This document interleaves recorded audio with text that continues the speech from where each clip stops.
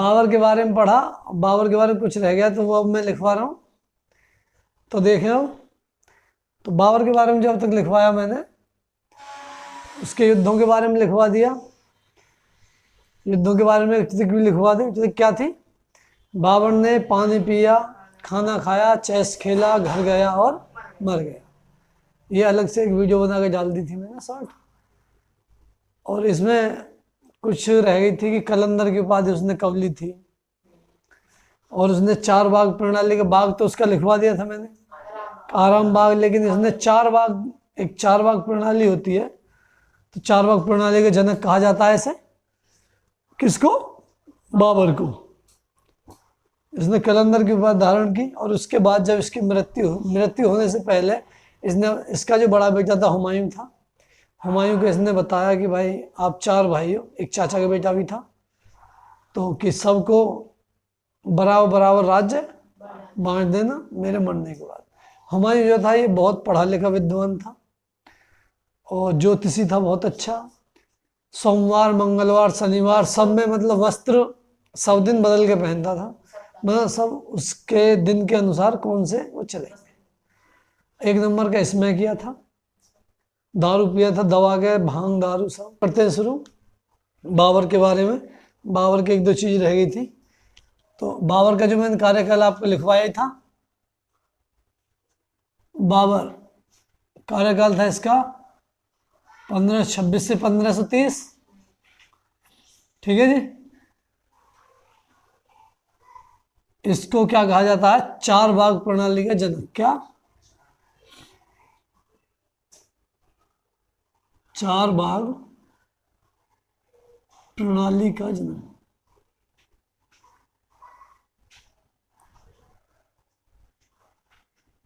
अच्छा, 4 बाग प्रणाली होती क्या है, बताएगा कोई सा? चलो, हाँ, जैसे कि एक रास्ता ये है,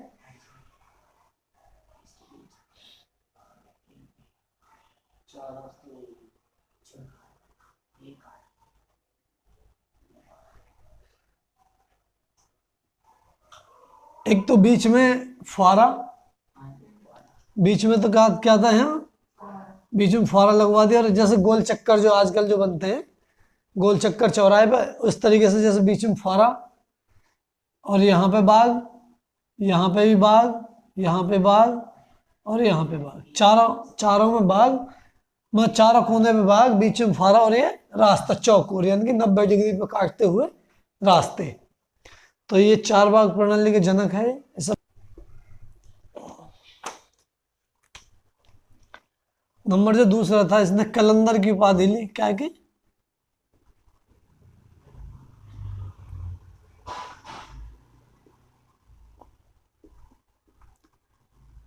कलंदर की उपाधि इसने ली कब थी?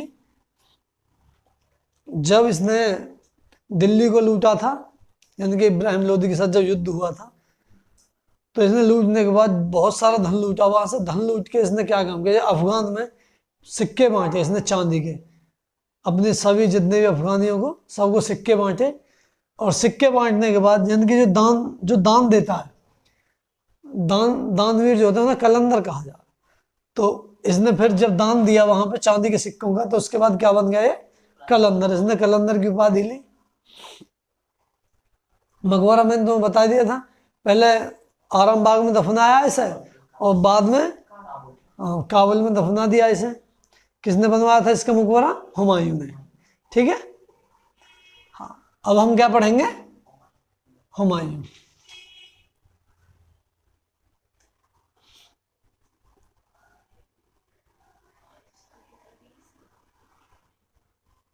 हुमायूं का जो काल है 1530 से 1540, और फिर ये 10 साल के बाद फिर ये दोबारा ऐसे गद्दी पे बैठा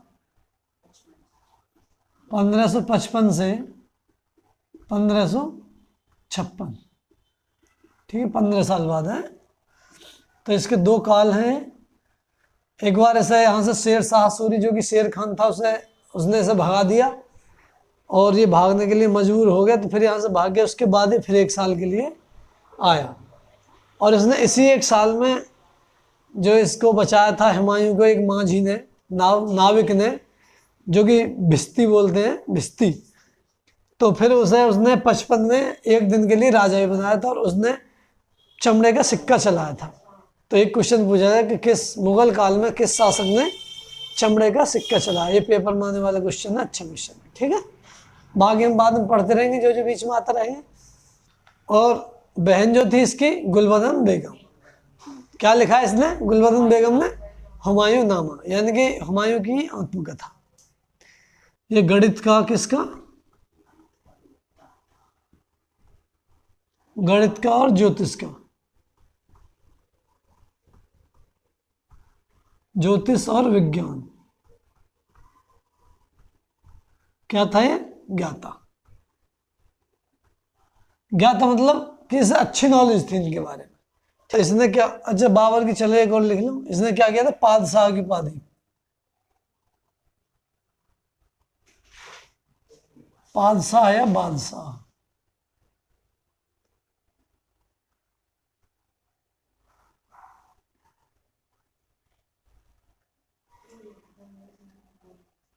की उपाधि मिली। माता का नाम था महाम बेगम, महाम बेगम। इससे एक क्वेश्चन पूछा जा सकता है कि गुजरात पर विजय प्राप्त करने वाला प्रथम मुगल शासक, मुगल शासक क्या? गुजरात पर विजय करने वाला।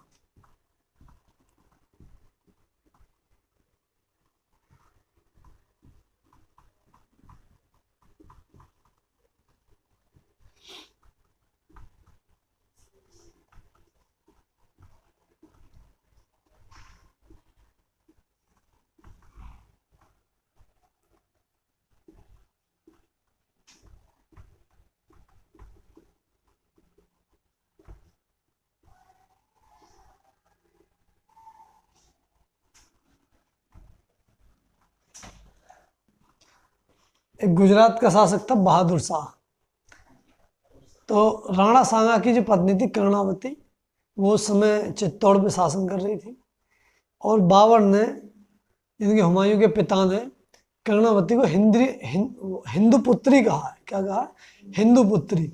तो इस नाते से ये हुमायूं कर्णावती को बहन मानता था, ठीक है।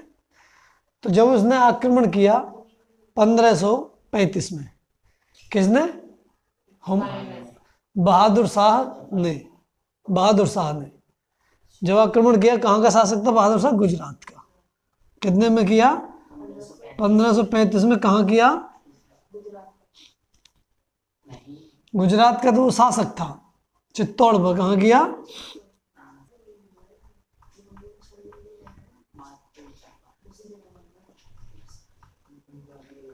जब इसने 1535 में, जब मैं बोले करूँ, जब चुप, जब 1535 में बहादुर शाह ने चित्तौड़ पर आक्रमण किया, कहाँ पर? चित्तौड़ पर जब आक्रमण किया तो वहां जो शासन कर रही थी रानी कर्णावती कर रही थी। तो उनका जो बेटा था राणा उदय सिंह, वो छोटा था। तो उन्होंने अपनी रक्षा के लिए किसको? हुमायूं को, हुमायूं की एक चिट्ठी भेजी। किसको भेजी?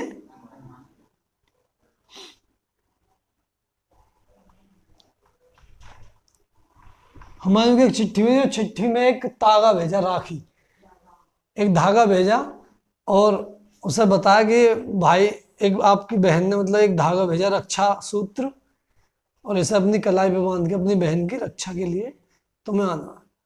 तो क्या हुआ था, इसके साथ बहादुर शाह ने हुमायूं को एक, उधर से एक सैनिक भेज के, जब उसे पता चले कि हुमायूं अटैक करने के लिए आ रहा है, तो उसको एक चिट्ठी भिजवा दी कि काफिरों को मारने दो, इस टाइप से करके, तुम इनके बीच में क्यों आ रहे? तो वो कुछ समय के लिए वहाँ रुक गया रास्ते में, सोच विचार करने के लिए कि भाई क्या किया जाए क्या नहीं किया जाए, क्योंकि उसके धर्म के अनुसार वो भी सही था।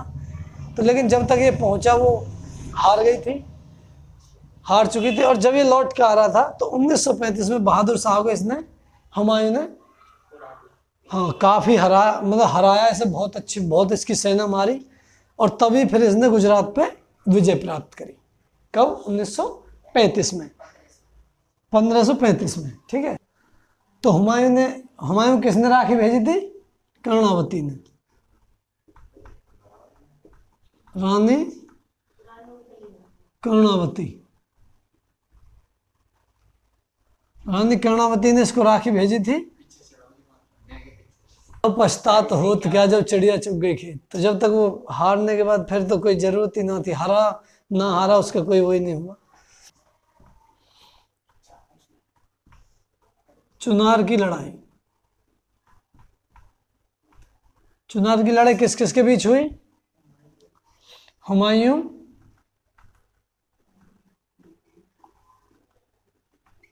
वीएस शेर खान।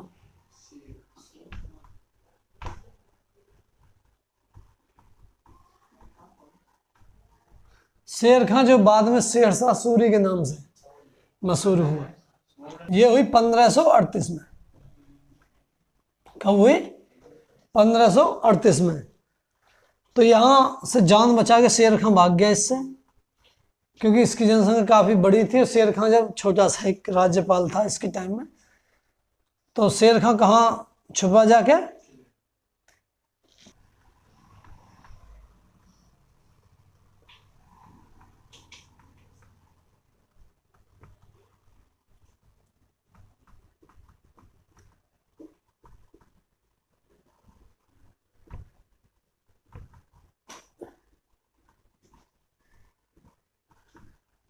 इसे रोहतासगढ़ गढ़ के किले में जाके शरण ली इसने। बंगाल में शेर खां का बेटा था, शेर खां का, जो कहाँ शासन कर रहा था? बंगाल में।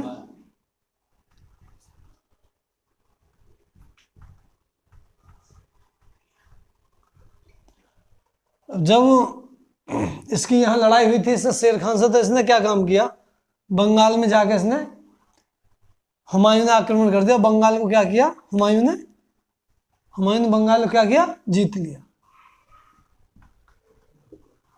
जीत लिया। अब ये भंगेड़ी थे एक नंबर के। अब जब इन्होंने जीत लिया तो इन्होंने जश्न मनाया हो, ये इन्होंने खूब दारू पी दबा के, कई महीने ये वहां रुका रहा। और जब ये कई महीने रुका रहा तो इसी का फायदा उठाया किसने? शेर खान ने। जब शेर खान ने इसी फायदा उठाया, उसने क्या काम किया? उसने कई सारे प्रांत जीत लिए, 3-4 प्रांत जीत लिए। और इसे पता लगा कि भाई, और आगरा में जो इसका भाई था कामरान, उसने वो कर लिया अधिकार, आगरा की गद्दी वो बैठ गया। इसने कहा भाई सब मामला बिगड़ गया ना, हम भांग के चक्कर में लगे रहे। तो फिर इसका जो हुआ, चौसा का युद्ध हुआ। कहाँ का हुआ? चौसा कहाँ पड़ता? बिहार में, 1939 में। किसके बीच हुआ ये?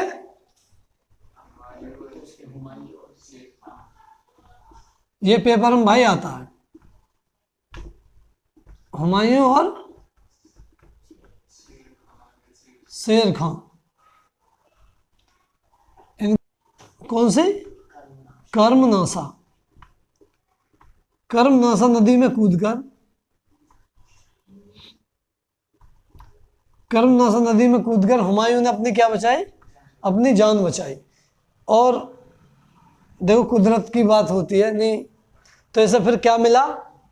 एक इसे भिश्ती मिला, एक भिश्ती मिला जिसका नाम था निजाम सक्का। निजाम सक्का।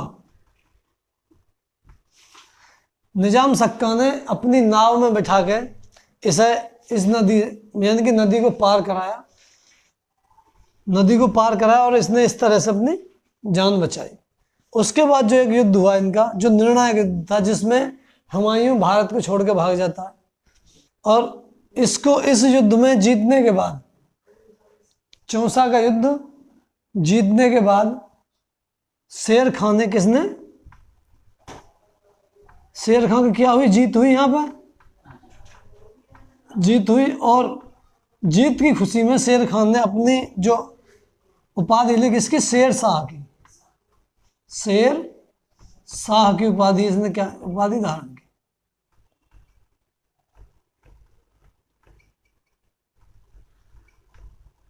शेरशाह की उपाधि धारण की और इसने इस खुशी में ही सोने के सिक्के चलाए।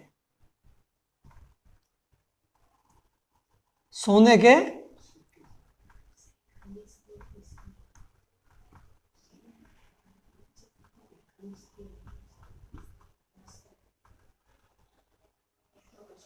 ठीक है, भिस्ती है ये। ठीक है, तो इसने सोने के सिक्के चलाए और उसके बाद जो होता है वो बिलग्राम का युद्ध होता है, निर्णायक युद्ध होता है 1540 में, जिसमें कि पूरी तरह से हार जाता है और भारत छोड़ के भाग जाता है। और जब ये भारत छोड़ने के बाद जब ये 1555 में जब भारत में दोबारा आता है, दोबारा गद्दी बैठता है, तो किसको, निजाम सक्का को एक दिन के लिए गद्दी पे बैठाता है।